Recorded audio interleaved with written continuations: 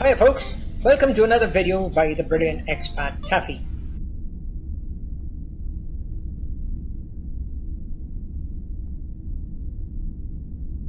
I'm your host, William Swithin, an expat, 78 years of age,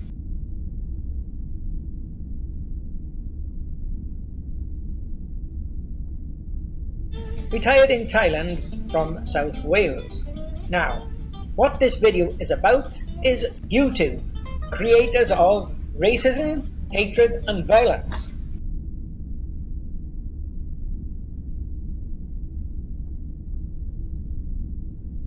You'll all be asking yourself at this moment in time, what the hell has that got to do with the moon landings?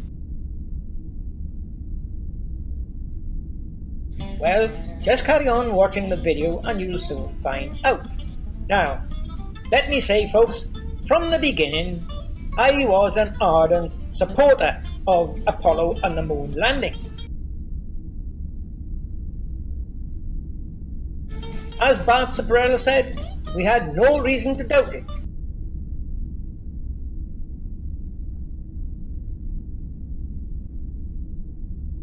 I thought it was a great achievement. I always believed it. After all, as we all said, we saw it on TV. We saw the rocket going up.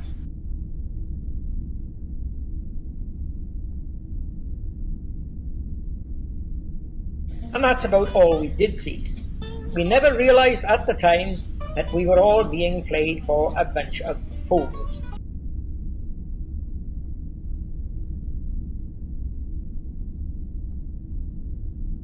So folks, what do you think changed my mind on these Apollo moon landings?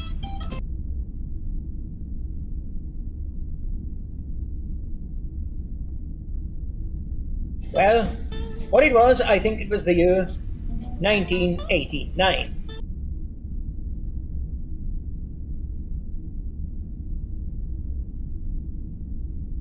Sat in my cab at the university in Cardiff, waiting for a certain scientist to come out.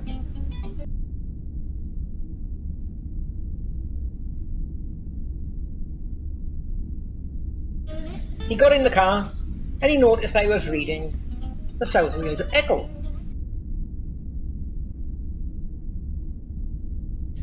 South Wales newspaper. And he noticed what I was reading was celebrating for the 20th anniversary of the Apollo 11 moon landings.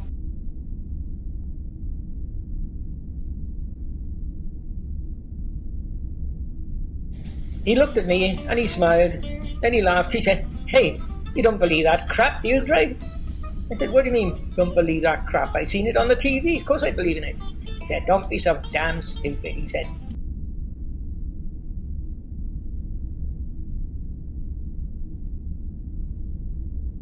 "They haven't been anywhere, nobody's been up there," he said.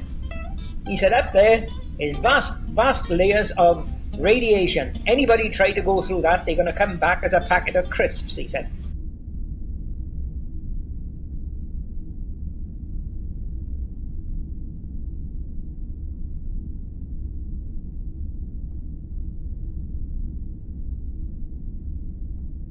I said, "What the heck are you talking about?" So he started explaining a lot to me why it was impossible. Oh, so from that day on, I thought, hey, let's do a bit of research into these moon landings. And that's what I started doing.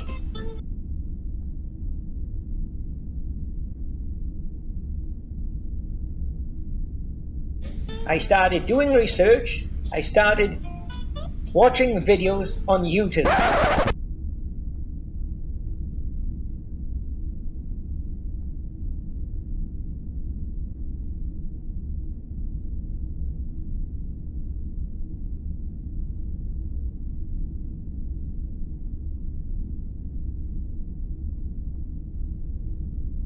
Regarding the landings, and I soon said to myself, hey, this guy is right. I'm going to look into this. Now, my next step then, folks, was set up a YouTube account.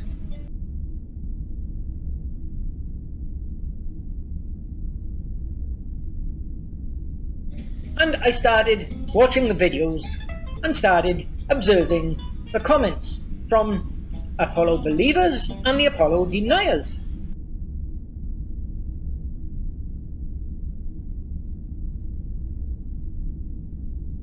And I started joining in with the conversations.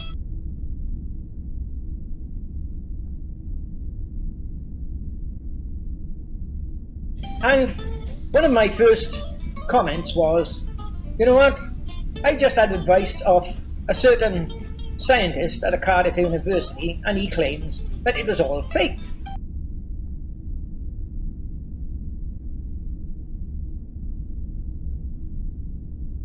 And I said, I'm beginning to believe he's right. I don't think they went now, I've changed my mind. And that brought an immediate response from these Apollo shills.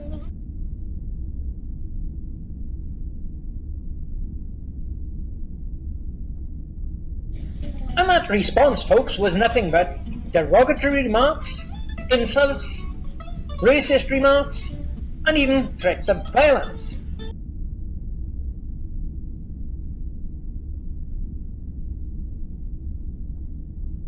I noticed that whoever doubted the landings were all treated the same, all classed as mentally insane, or crazy, or brain damaged, or what drugs are you taking?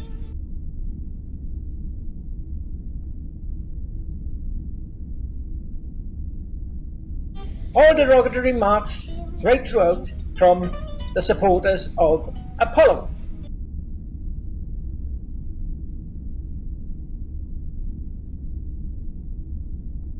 One of these NASA shills, folks, that was one of the first to denigrate me or insult me was this one coming up here.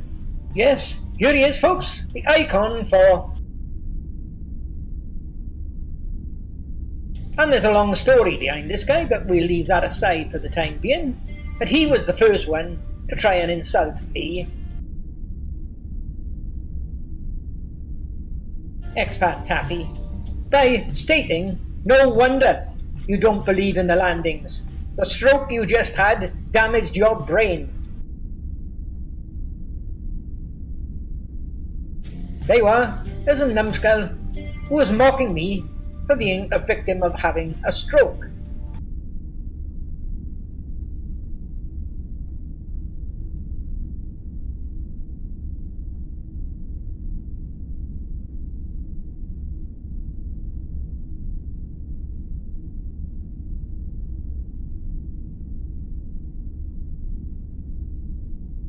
Something 25,000 people every year has in the UK. That shows the mentally insane or insanity of this idiot. Birdie Slack.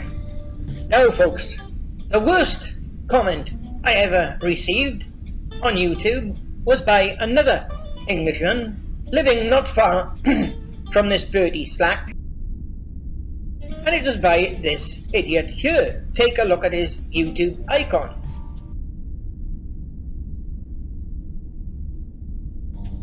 Here he is, folks, the most foul-mouthed idiot you could ever wish to meet. The buck-eared rabbit, Brian Pop Robson. And following a comment from this idiot, the first step I took was to block him altogether. I never ever wanted to discuss anything with this moron. Let me show you what he said, and just remember, at the time, we had no idea who this idiot was, but now we know. Let me show you what his comment was at the time for me to block him completely. Here he is, folks. Thanks to him putting his photo up on the net, we've now got his photo and his true ID, which is... Now, what you can see here is a comment from him that made me instantly block the foul-mouthed idiot. All I stated was, I don't think they landed on the moon. And look what he put. Well, what do you expect from... That was his comment that made me say, I don't want to bother with this idiot anymore, and I instantly blocked him from any further conversation. Now, the last word there, he now felt a bit ashamed of that, and he'd switched it to...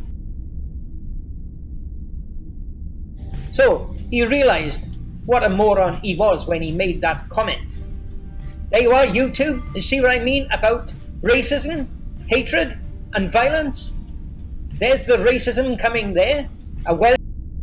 And sheep shagging. Now, YouTube, you are bound to be watching this video because we'll be complaining to you. Now you can see what I mean by the title.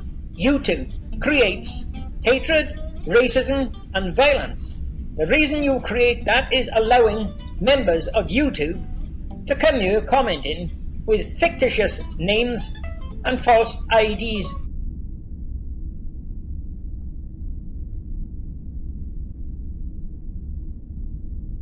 If you made it a condition that YouTube users had to be registered in their true ID and the only icon they display is a true photo of their face, you wouldn't have these racist remarks, you wouldn't have the threats of violence, and you wouldn't have the hatred. So YouTube, it is your fault, as I got on the title of the video. Now YouTube, as far as the word violence that I've got on the title page, here's where your site encourages violence. I can provide a witness that this, under his YouTube ID of, threatened me by stating he had discovered where I live. He stated he knows I live near Nakhon Ratchasima and he would be coming to Thailand. Now why would he be searching out my address and threatening to come to Thailand if it wasn't for the purpose of inflicting some grievous bodily harm on a 75-year-old man? You see, YouTube, if you had the genuine names, genuine IDs, you wouldn't get these threats and you wouldn't get any of this hatred.